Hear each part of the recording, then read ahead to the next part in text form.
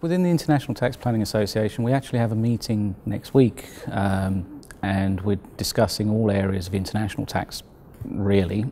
Mainly direct taxes. There's a lot of discussion to do with the BEPS proposals from the OECD and profit shifting, which is sort of similar to the anti-avoidance provisions the UK are trying to impose on companies like Microsoft and Amazon. So that tends to be the main areas of discussion internationally at the present time.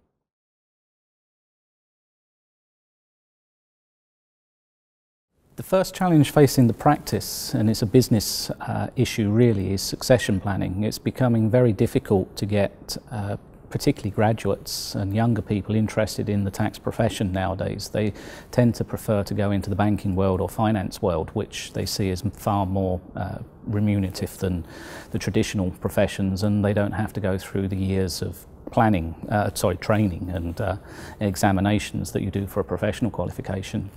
In terms of the sort of client areas, it's really concern to do with the clampdown on tax avoidance and the misinformation that seems to be appearing in the press, and also with the number of MPs. They seem to be grandstanding. Now, whether that's because we have a general election coming up soon, or whether it's just for their own personal gains, I'm not sure. But it does seem that it's more of a political issue than a technical issue, and the concern really is that changes to meet political needs will damage businesses and individuals from a tax point of view going forward.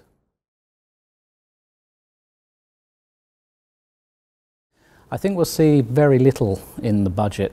There'll be a consolidation of announcements that have been made in the last year or so, particularly something like the diverting profits tax, which is designed to attack the likes of Microsoft and Amazon and Google and such like. I think we will see a bit of a bribe for people, whether that be increasing the personal allowance, although what hasn't been said so far when that has been suggested is that usually comes alongside a decrease in thresholds for higher rates of tax, so that higher rate tax people don't benefit from that. So I think we'll see a little bit of a perceived giveaway in terms of a tax sort of bribe, as it were, coming up to the election, but I would not anticipate sort of huge changes at this stage, and probably more substantial changes will occur in a second budget after the election.